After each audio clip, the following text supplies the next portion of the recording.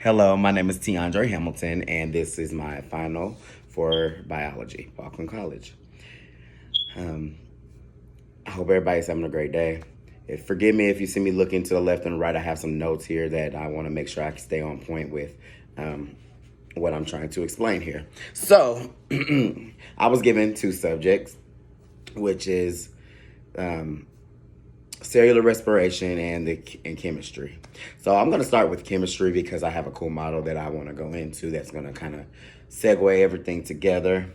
So, in order for us to understand chemistry, or which is a science, I do have a few definitions that I want to say here. So let's start with science, which is the intellectual and practical activity encompassing the systematic study of the structure and behavior of physical and natural world through observations and experiments.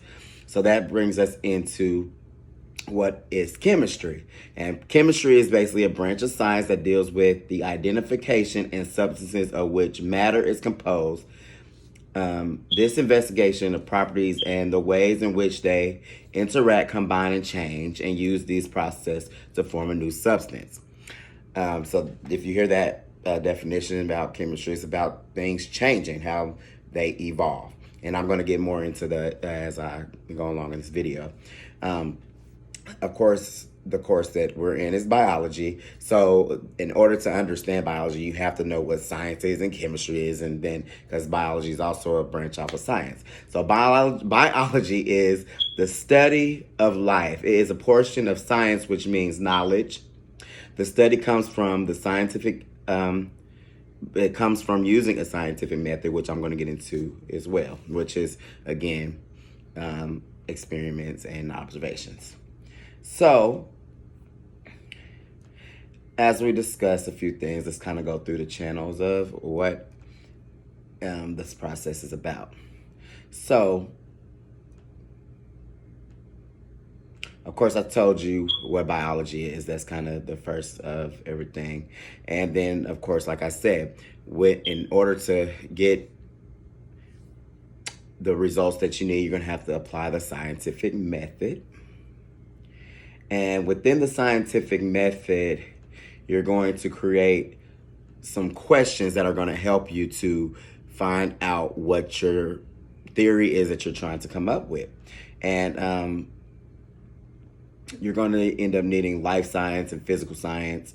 That's pretty self-explanatory. Life science, physical science. You can kind of get deeper into it, but just take the root words and you kind of can understand what it means. And also, there's another process called the scientific reasoning. There's two parts of the scientific reasoning. One is the inductive reasoning. It's a form of using your logical thinking as it relates to a general conclusion. And there's also deductive reasoning, and it's a form of logical thinking that uses general principles of law. So like using the general, like theories, like gravity, things like that. That's how you can kind of understand what deductive reasoning is. So that brings us back to how do we get those theories? And again, you have to perform what is called the scientific method, which is pretty much the basics of all science. Like you have to have this in order to come up with what we are known today with of things. And with the scientific method, it comes up with, there's 6 or 7, I think it's 6 that are basic parts and components to making your theories. So the first thing is you have to make an observation.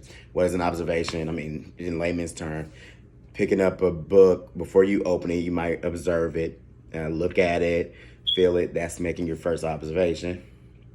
And basically, or I guess the best, okay, I guess that wasn't really a good example. Let me tell you a good example. An observation, like if I come up to, let's see, if I go outside and I see something laying, like a dead animal laying on the ground, the first thing you're going to observe, you're going to know that it's dead, but then you're going to say, it looks like, or you see something's wrong. That's the first observation. That's your observation. There's something wrong here. And then it comes to, you have to perform a question. And then you're going to do a hypothesis, make a prediction. Then you're going to perform an experiment. And then at the end of your experiment, you come up with results. And you're going to keep doing this until you come up with the best thing that's going to support, what has happened.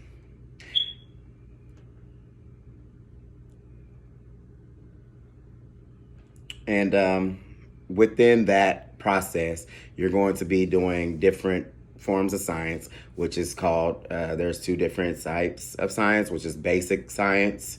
It's pretty much the pure science that seeks to expand knowledge regardless of short-term application. So it's just basic. I mean, it is what it says. And then it's applied science or technology. It aims to solve like the real problem, like you're really trying to get the real results in that moment. Those are the two different sciences that there are.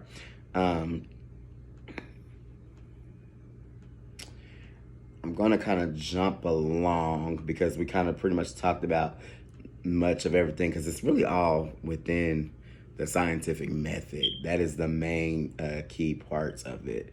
But then, of course, we move into other elements of biology, which is just like living things. Everything from that, the chemistry structure, that everything goes into the biology, which is all the study of life. Everything on this earth has some form of life form inside of it. I mean, that is living. From a plant, an animal, that's talks about how the properties of life and how things come together. Once again, talks about reproduction. That's how we figure out how we reproduce. Of course, it comes from what your DNA, you kind of see different things in there. The smallest form of a cell also, which is an atom, it just all derives from there. It also develops your adaptation. How do you adapt to your environment? And then how you grow and develop from all of those things. And then, how do we then evolve? It just goes through the whole process. And I mean, I'm not going to go too deeply into details. I mean, there's a few more components that kind of go within that evolution. But I mean, as we all know, it all starts with an atom. And then from there, especially when it comes to human life, we start with an atom and then, things just evolve from there.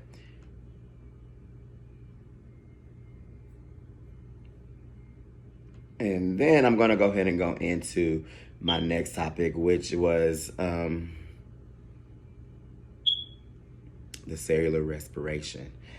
I actually had fun with doing this. I was given so that I had to do a project. So within this project, I have to make a model, And within this model, I use a few basic items that to make it kind of simple, and then also so that I can understand, because how it can be sometimes.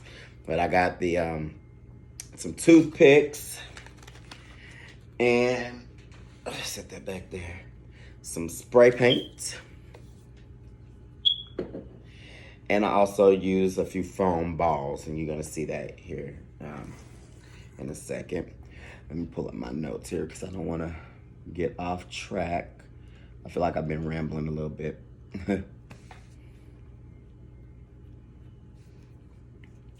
So within the cellular respiration, let me pull up my other notes here.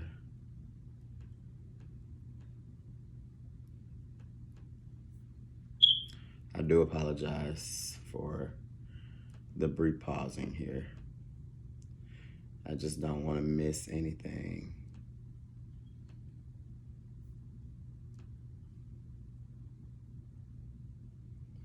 So, cellular respiration. I like to give you definitions because I want to, and I'm going to read it because I want to make sure I get it on point.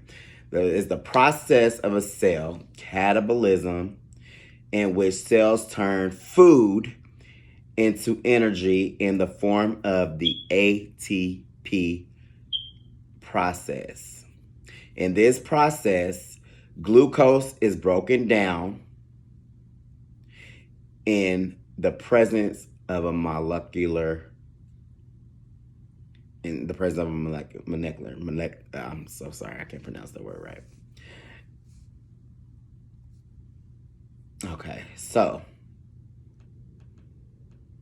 let me go ahead and kind of give you an idea based on my model, what ATP is. So, ATP is where it all happens. They call ATP is like the energy currency in your body that's happening. So the way it works is, say for instance, this is how it works. Your body is you're eating something, and then your body needs to break down and get that energy and that fuel. So this is how things look. Then something happens to where one of these go away. Then ATP turns into DTP. And when that little electron floated away, it, like I said, it turned into DTP. There are some energy sources that are kind of spewed out with gases, and it starts to attract an oxygen atom.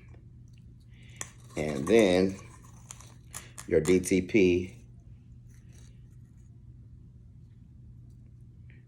is now goes to this, and that is ATP.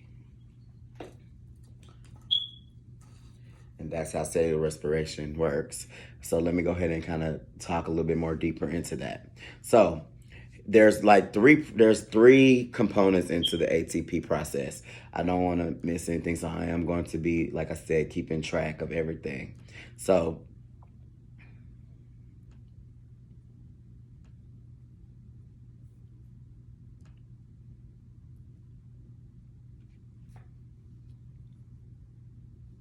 and by the way, let me make sure I tell you, I was saying the things. These are, so the first, before this lit out, this was the gamma phosphate group. And then you have because it was there first, it was before the oxygen came in. They have the gamma phosphate group, the beta phosphate group, and the alpha phosphate group. And then this, of course, I told you this is an oxygen. And in here you have the nitrogen and H2N as well inside of here. So I did show you that.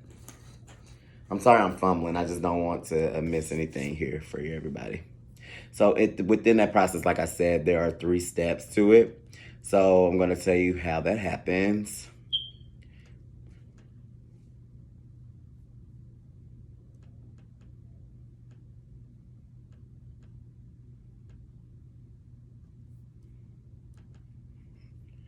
Sorry, I'm doing a little fumbling. First thing is it's glycosis. Glycosis is basically breaking down the sugars that are in your body. And then after that, it goes through a system that is called the Krebs cycle. The Krebs cycle is a series of chemical reactions that occur mostly in the aerobic organisms that are a part of the process and cell metabolism, by which glucose and other molecules are broken down. The presence of the oxygen and carbon dioxide and water is released, which is called hydrolysis, and the chemical energy is turned in the form of ATP. That's kind of like what I demonstrated. The main purpose for this step is to prepare for the next step, and which is the electron transport chain. And this consists of a series of redox reactions in which electrons are transferring from one donor molecule to the acceptor molecule. These electrons come from the Krebs cycle to create the ATP through the cellular respiration. And that's pretty much what I demonstrated. What I demonstrated were the steps, which was the glycosis, the breaking down of the food, the Krebs cycle, which is preparing everything, breaking things down to get it ready for the next step, which is the electron transport chain.